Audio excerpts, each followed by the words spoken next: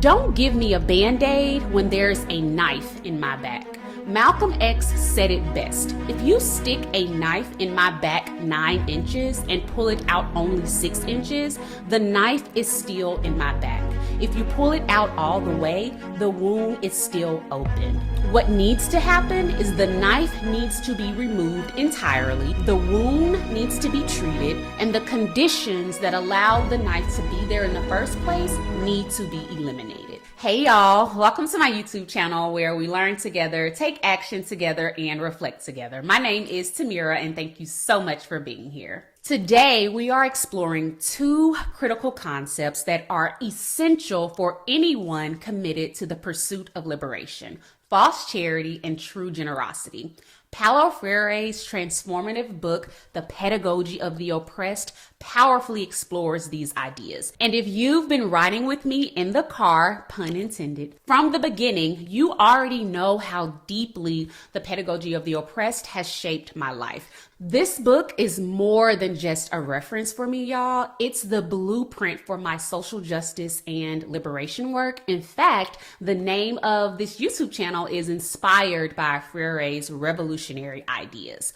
And so the concepts of false charity and true generosity resonate deeply with me, especially given my long-standing commitment to philanthropy and community service. And so reflecting on these ideas has led me to some tough but necessary questions. Could my community service efforts be perpetuating the very injustices that I'm trying to combat? Am I more focused on the feel-good aspect of charity rather than driving meaningful change? Is charity sometimes a distraction from the real work of justice? And most importantly, how can I actively challenge the systems that create the need for charity in the first place? If you are ready to reflect with me about the true impact of charity and community service, then hop in the car and let's ride. Okay, let's start with false charity. According to Freire, false charity occurs when people try to help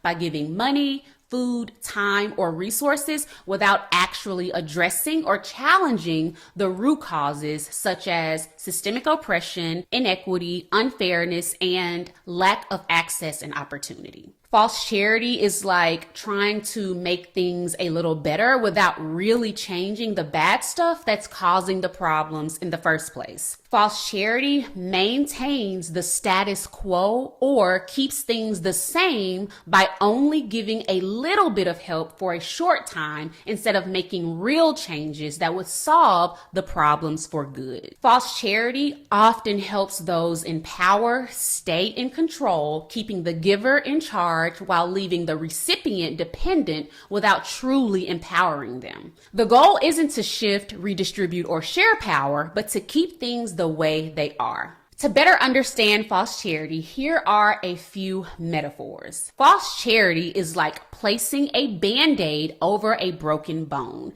It might cover the injury, but it doesn't address the real damage beneath the surface, leaving the problem unresolved. False charity is like mopping up water from a flooded floor while ignoring the roof leak. The effort might temporarily clean up the mess, but the underlying issue continues to cause harm. False charity is like feeding a fish in a polluted river. You might keep the fish alive for now, but unless you clean the water, the fish will continue to struggle in a toxic environment. Now let's define true generosity. True generosity involves a deep commitment to transformative action, seeking lasting change that goes beyond simply addressing immediate needs or providing temporary relief. True generosity aims to eradicate or eliminate the deep-rooted causes of social problems. It aims to break down the unfair systems that keep people poor, hungry, unhoused, uneducated, and without quality health care. True generosity fosters independence and empowerment, ensuring that those who receive help are uplifted and supported in ways that enable them to become self-sufficient and self-advocates. True generosity ensures that giving time, money, food, and resources doesn't keep people in unequal positions of power. Instead, it builds a more just and equitable society where everyone has equal access to resources and the opportunity to thrive. To better understand true generosity, here are a few metaphors. True generosity is like planting a fruit tree or empowering others to plant their own fruit trees that will provide fruit for generations rather than just giving someone a piece of fruit that will soon be gone. It's about creating lasting benefits that continue to grow and sustain others over time. True generosity is like constructing a bridge across a turbulent river, enabling everyone to cross safely and repeatedly, rather than just offering a raft that gets them across once. It creates enduring solutions rather than one-time fixes. True generosity is like lighting a torch that illuminates the path for many rather than just holding a single candle that only provides light for a moment. It's about guiding others toward a brighter future and sustaining that light over the long haul. Okay, so we have just explored the concepts of true generosity and false charity. Remember, false charity is the act of giving that addresses only the surface symptoms of a problem without challenging the root causes that perpetuate inequality and injustice. True generosity is the act of giving that seeks to create lasting, transformative change by addressing root causes and empowering others rather than just offering temporary relief. As I said at the start of this video, reflecting on these ideas has led me to some tough but necessary questions, such as, could my community service efforts be perpetuating the very injustices that I'm trying to combat? Am I more focused on the feel-good aspect of charity rather than driving meaningful change? Is charity sometimes a distraction from the real work of justice? And most importantly, how can I actively challenge the systems that create the need for charity in the first place? Volunteering and giving back to the community have always been central to my life, whether through my time, money, expertise, or other resources that I can offer. I am a naturally generous person. I'm particularly passionate about supporting youth, addressing hunger and homelessness, and helping senior citizens. My commitment to service began in middle school and deepened in high school, especially through my involvement with international service organizations like the Key Club. In college, I did a lot of charitable work. One year, I spent an entire spring break on an alternative service trip in Pennsylvania, dedicating the entire week to service projects. After college, the service continued. I remember organizing a service event at the Ronald McDonald House where my family and friends joined me in cooking and serving a meal. Today, I volunteer regularly with organizations like MIFA and Dorothy Day House, and my goal is to volunteer at least once a month. I also contribute money and resources when I can. I love bringing friends as well as my niece and nephews along with me to volunteer. In her book, Letters to My Daughters, Maya Angelou said, "I seem to have more than I need,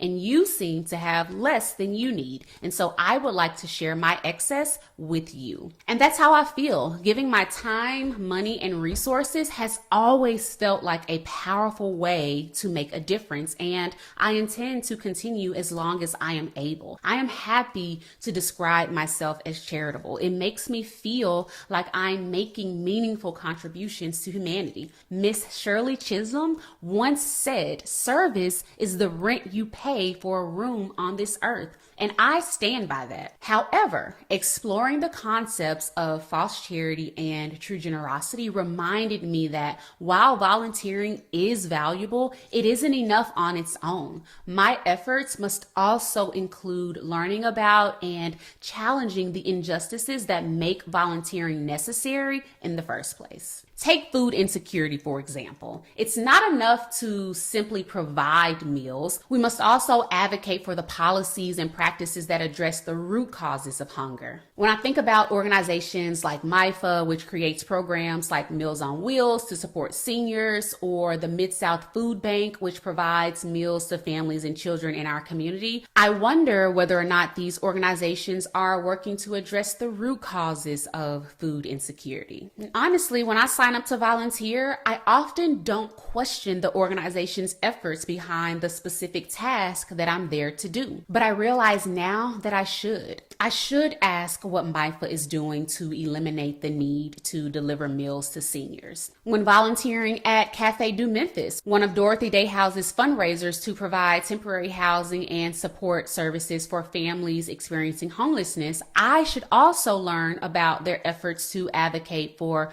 policies and practices that tackle the root causes of homelessness. Now, I'm not saying that these organizations are not doing this. I'm saying I don't know because I have not done that level of questioning or research yet. And so this reflection has inspired me to commit to deeper, more impactful forms of service. In addition to continuing my volunteer work, I will continue to learn about the systems of oppression that create the need for charity and continue fighting to dismantle those systems. Thoughts and prayers, community service, donations, volunteering, they're all acts of charity, but they are no substitute for justice, no matter how well intentioned. Y'all, our acts of kindness mean nothing if we don't confront and challenge the systems of oppression that allow some of us to thrive while others are left struggling. If we ignore the inequalities that make charity necessary,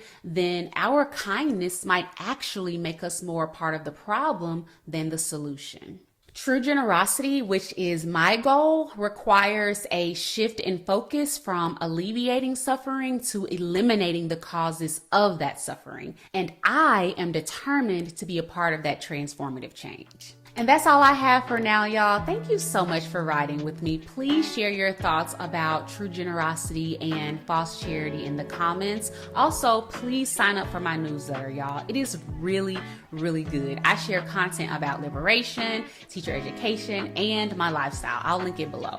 Remember to keep learning, keep taking action, and keep reflecting. I love y'all. Take care of yourselves, and I'll see you next time. Bye.